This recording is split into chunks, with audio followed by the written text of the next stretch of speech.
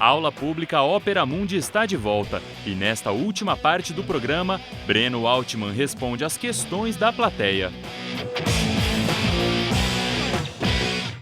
Meu nome é Kleberson, né? Por enquanto eu não faço nenhum curso. Eu ouvi dizer que em 1929 foi por conta da crise foi excesso de produção.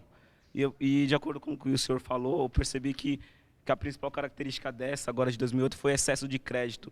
Então, há algo em comum? O excesso em si um principal motivo, né, dessas crises cíclicas, né, que eles falam, né? Se nós observarmos a história das crises, nós vamos encontrar vários traços em comum entre elas. Um desses traços é essa contradição entre a velocidade de expansão da oferta e a redução do ritmo da demanda. Por que isso acontece em todas as crises capitalistas?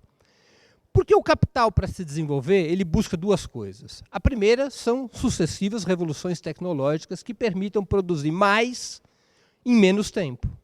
A segunda é cortar custos. Isso significa dizer cortar salários, cortar impostos.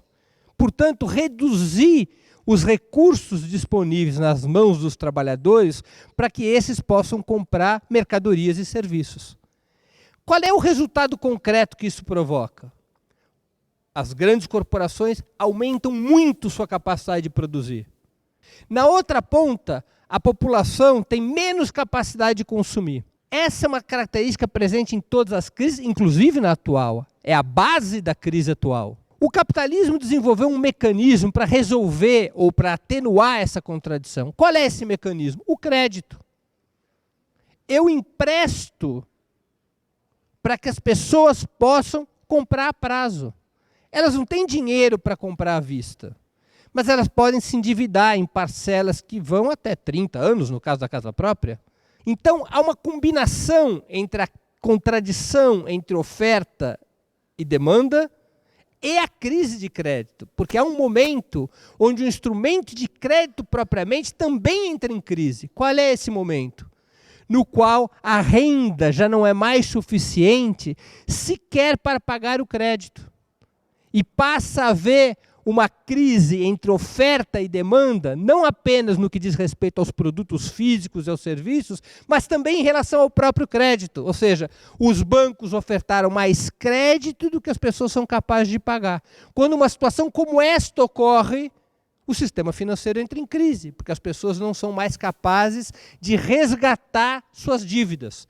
Exatamente foi o que aconteceu na chamada explosão do subprime, vocês devem ter ouvido essa expressão em anos anteriores, ou seja, na crise da bolha imobiliária norte-americana. Portanto, há uma combinação desses fatores. A crise da oferta e demanda leva à expansão do crédito. Mas a expansão do crédito, se não é acompanhada por uma expansão da renda e do emprego, ela própria é contagiada pela crise da oferta e demanda.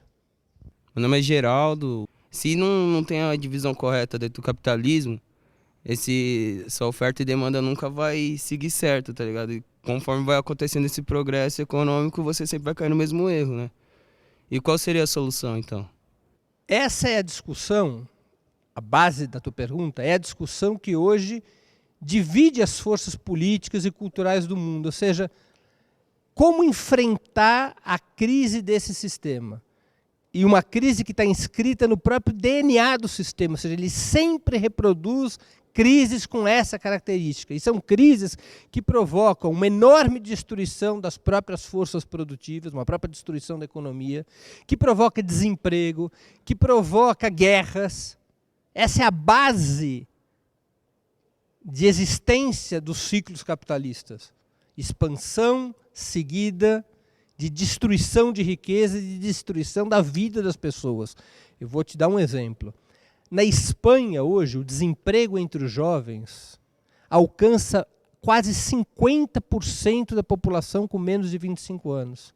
Ou seja, a cada 2 jovens, um não tem emprego. Isso significa, diante da duração da crise, significa que uma geração pode simplesmente não ter oportunidade de trabalhar e ter sua própria renda. Imagina as consequências disso para um país. A alternativa que historicamente se estabeleceu em relação ao capitalismo era a ideia de uma sociedade nova, de uma sociedade socialista, e essa foi uma experiência que se tentou ao longo de décadas no século XX, que foram as experiências que seguiram a Revolução Russa de 1917, e que alguns países ainda continuam inscritos a essa experiência com suas características e problemas, como é o caso de Cuba, como é o caso da própria China. Que é a ideia de uma sociedade que possa resolver essa contradição.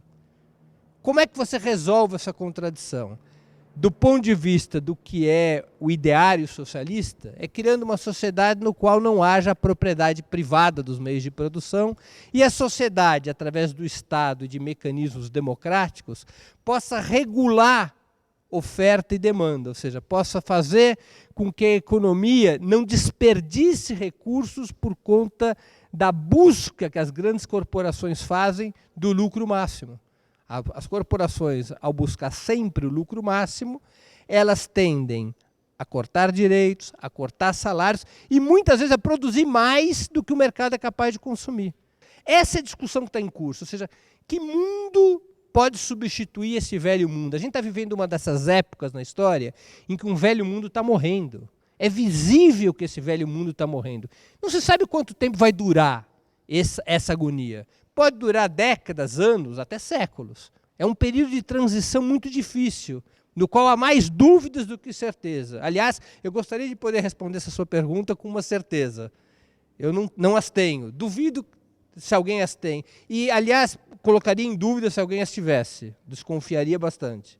Mas essa é a situação que nos toca viver. E nós temos que estar de olhos muito abertos para compreender essa situação e construir alternativas com base na experiência concreta dos povos e países.